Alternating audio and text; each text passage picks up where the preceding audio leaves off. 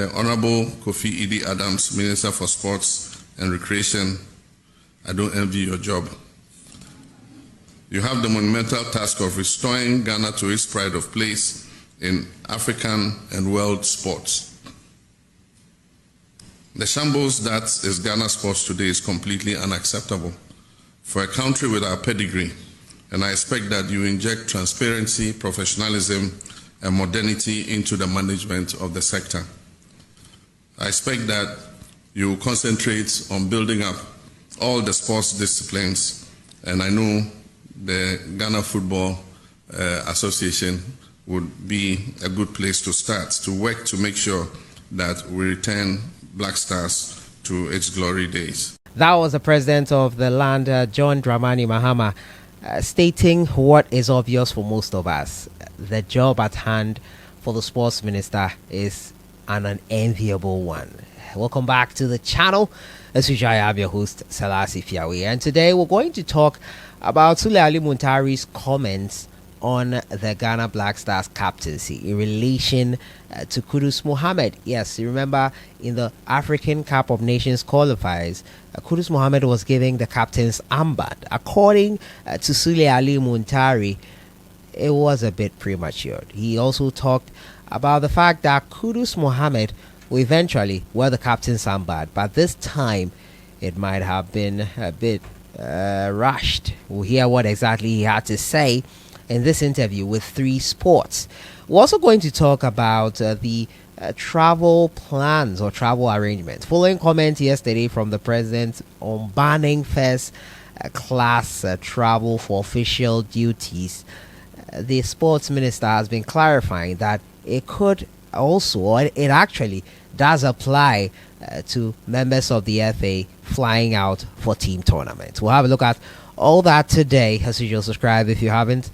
Click on that notification bell to get more updates. We'll jump right into it, and first start off from Sulley Muntari. But before then, today as well, Antoine Semenyo was on target for his AFC Bournemouth side as they got through to the 5th round of the FA Cup. They beat Everton 2-0. Semenyo scoring from the spot, continuing his amazing goal scoring form this season. He's already beaten the tally he got last season as well. I think he's equaled it now. 8 goals and 3 assists for him this season in all competitions, if I'm not mistaken. But it's becoming a great season for him, and it rather begs why Sani Dara was saying yesterday that we do not have quality players.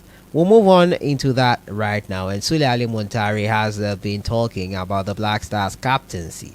Now, according to Sulley Muntari, in this interview with 3 Sports, Kudus Mohammed was rushed into the captaincy. He also said that Kudus does not need the captaincy because eventually he will get it. He does not need a captaincy now.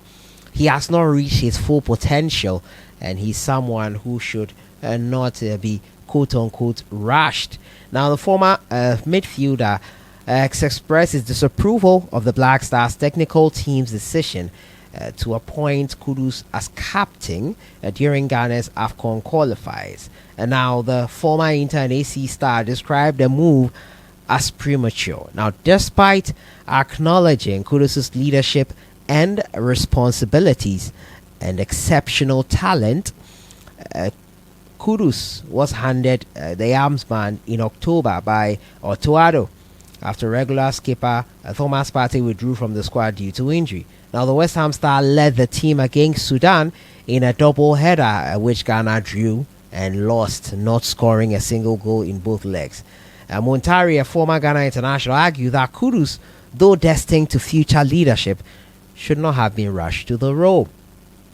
Kudus, no matter what, is going to be the captain of the national team. Let it be smooth for him. Don't just rush him.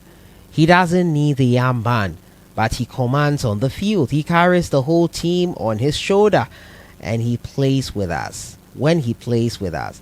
So what is your problem? You want to disturb him? I'm not saying you worry, but let him be. Let him enjoy his football. Kudus is not yet seen his full potential.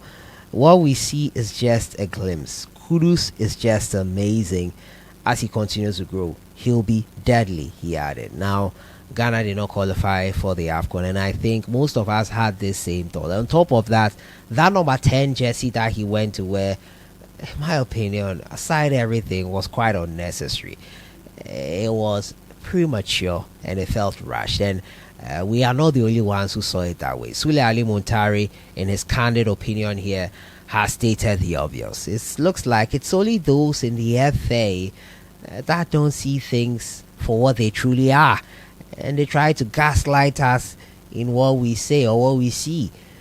Someone has said it, someone respected, and we hope they listen this time around. Also, he spoke about the fact that Abedi Pele and the likes of former players being included in the national team goes a long way to help. He also spoke about the fact that it doesn't mean those former players have to be coaches, but sometimes when these former players who have legendary status with the players come into the pitch or around to motivate them, it adds some nice vibe to the whole camp, and it's a great motivation for the players to deliver. He recounts a time when he heard that the player, Abedi Pele, a former player, legendary status of course, was in the stands. It made him play a different kind of game, and it spurred him on. It was all the motivation he needed to get the job done. And we do hope the FA, with the integration of Stephen Appiah in the management committee, will start integrating other former players, if not in a coaching role, in a sort of advisory role that the players will benefit from. It's clear that it goes a long way to help them to deliver on their mandate, and we hope that they do incorporate it into the game. My next story has to do with the sports minister. At the start there, you saw what the president said about the sports minister's task. It's not an easy one. The president also went on to clarify that the first class flight for official duties for his appointed ministers should not be encouraged. He also talked about the fact that first class was completely banned. There is business class, but there are very few flights in Ghana here that use first class. That being said, the sports minister, in an interview with Lab FM, sought to clarify that in relation to the GFA and the sports travels for games and tournaments.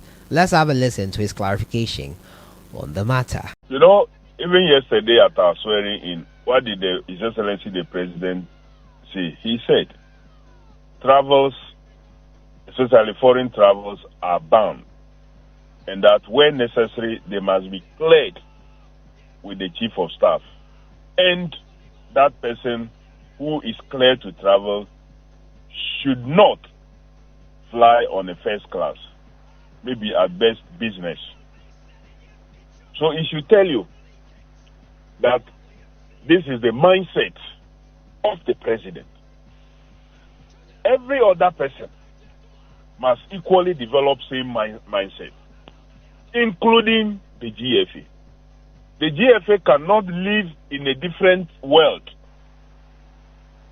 when the president's objectives and direction is that we should go this way. And so we will sit with them also for them to have that understanding. Okay. And I believe they will not kick against any such proposition. Because, look, our sport, our football is down. The trust level between management and fans and followers is low.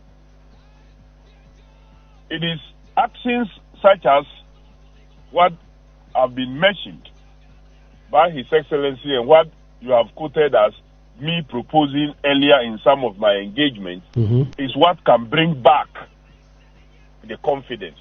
Yeah, so you heard him there. Clearly, it does apply to those in the FA, and he will have deliberations with them later on when they meet to clarify more things. Clearly, the job is with the Black Stars. Ghana has to return to its legendary status as one of the behemoths of African football.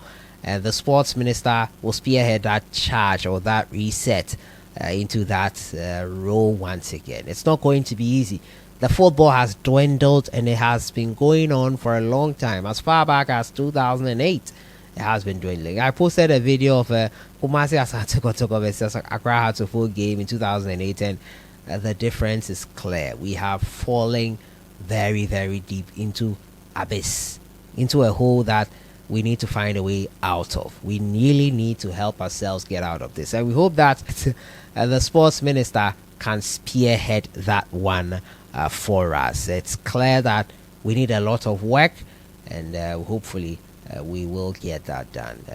Additional news I have to bring here is that Pole, there'll be a vigil for him tomorrow. The Kumasi Asante Kotoko fan that got stabbed, unfortunate incident that happened in Iswatre. The have been reforms recommended by the lead investigator for police service, including CCTV cameras being installed in stadiums and other stuff. A lot of reforms need to be done. Implementation is one issue that has affected Ghana in all aspects in the past, and we hope that this doesn't fall on deaf ears. So that's how I ended for today, explaining things about the Black Stars captaincy, his 2 cents on the matter, that is, with Sulley Muntari and also with Kudus Mohammed being rushed in the captaincy, the influence that former players like Abedi Pele have when they are around. Let's integrate the former players more, if not in coaching roles, player motivation, advisory role. It goes a long way to help. Also talking about Pole, there'll be a vigil for him, and the sports minister on travels for those in the FA. They are not exempted from that exclusion of every appointee from the first class. I'll see you guys in the next one. Enjoy your weekend.